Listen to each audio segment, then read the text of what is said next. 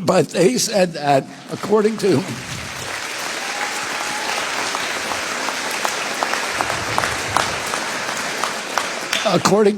CDC, the average American who died from COVID had 3.8 chronic diseases. So they had diabetes, they had obesity, and maybe asthma and one other thing. And it was the chronic disease really that was killing them. Healthy kids were not dying. Healthy Americans were not dying of COVID.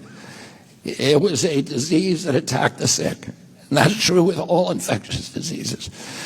If we can make ourselves, the biggest thing that we can do for pandemic preparedness is to make ourselves healthy again. We're now 74% of American kids cannot qualify for military service because of chronic disease. So this is affecting our national security. It's destroying our economy. It is existential for this country. And we need to change it. And I am so happy that you have a visionary governor in this state and that West Virginia is now leading the way.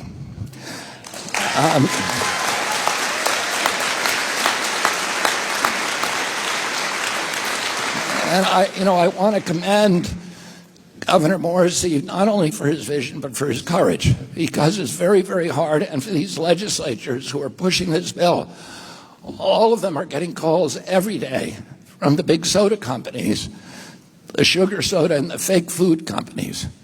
We're not eating food, we're eating food-like substances. And I'll tell you what happened. I was involved in the tobacco litigation back in the late 1980s. And the tobacco companies were, at that time, the cash-richest companies in the world. But they saw the writing on the wall. They saw that the consumer base was turning against them. People were stopping smoking, and that they were being prosecuted and sued successfully. So they settled those lawsuits, but they also started shifting their resources to diversify their companies. And they went out and they bought the food companies. So by 1994, the two biggest food companies in the world were R.J. Reynolds and Philip Morris, tobacco companies. They took about 10,000 scientists who were all engaged in nefarious ways to make tobacco more addictive, and they put them to work making food addictive, inventing ingredients in the laboratory that would make it do things to food. For example, they found out that food that you fill up, your brain tells you your stomach is filled, in part by counting the number of times you chew. So they started adding softeners to our food so that you wouldn't chew so much. So you'd have a sense that you're unsatisfied, that you're insatiable, that you're never full, so that you keep pouring it down your mouth.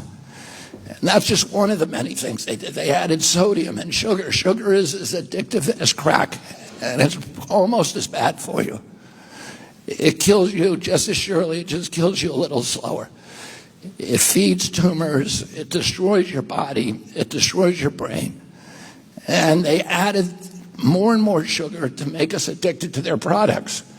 And these companies are now, just like the tobacco companies were, are flooding into the offices of your state leaders and legislatures and the governor, and they're telling him he's making a big mistake.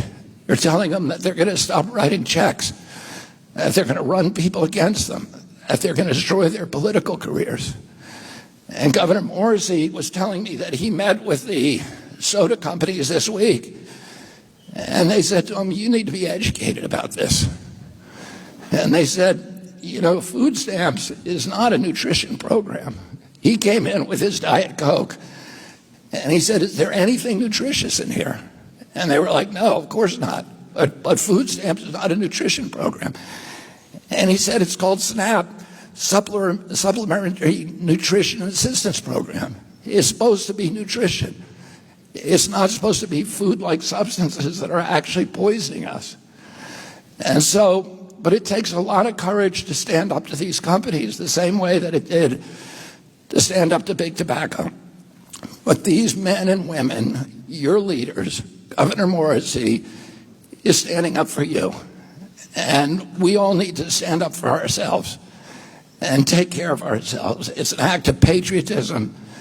If you love this country, you need to start taking care of yourselves.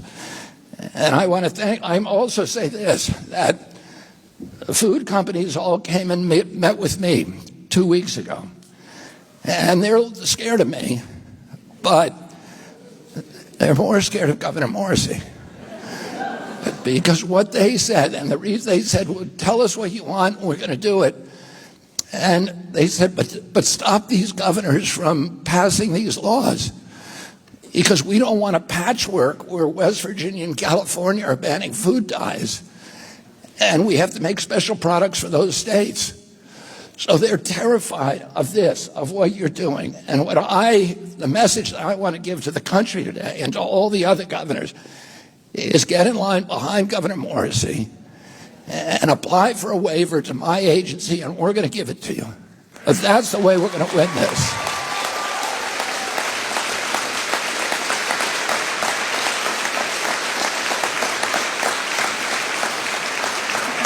I want to thank all of you. I want to thank the Maha moms who got me into this office, and President Trump, who has given me free rein to do anything I need to do to make America healthy again. And then I particularly